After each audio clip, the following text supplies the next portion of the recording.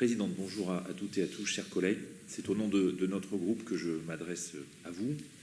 Je voudrais d'abord redire la peine qui est la nôtre, une peine que nous partageons avec les proches et la famille de Nicolas.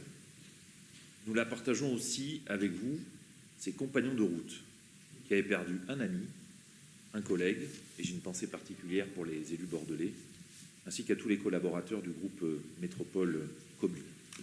Et plus largement avec tous les métropolitains qui reconnaissaient en lui un élu engagé, direct et chaleureux.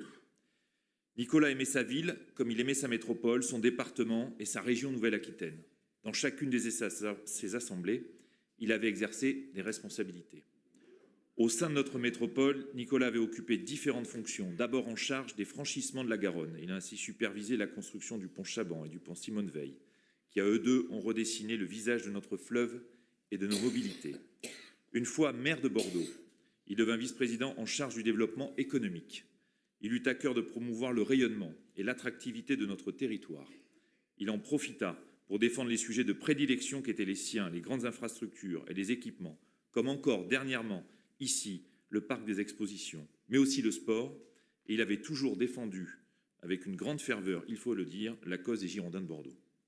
Au sein de cet hémicycle, il avait la volonté de créer et de renforcer les liens avec nos villes, n'oubliant jamais que son engagement politique était né à Villeneuve-d'Ornon. Et j'ai une pensée pour Patrick Pujol et Michel Poignonnec. Ici, comme dans chacune des assemblées dans lesquelles il siégeait, le passionné de politique qu'il était aimait la confrontation d'idées et de points de vue. Et au-delà des frontières de notre métropole, il ne manquait jamais une occasion de faire part de ce qu'il pensait de la situation nationale. Avec lui, nos échanges réguliers étaient francs et sincères. Je les appréciais.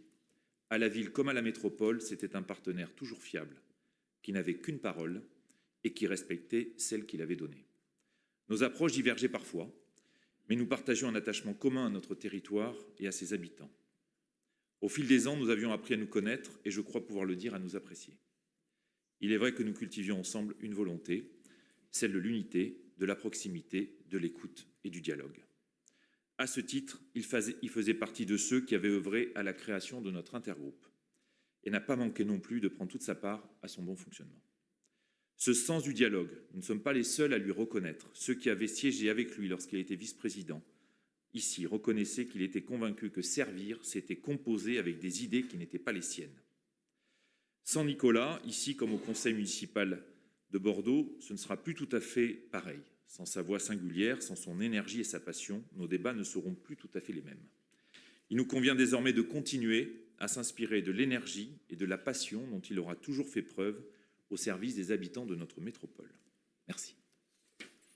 Merci.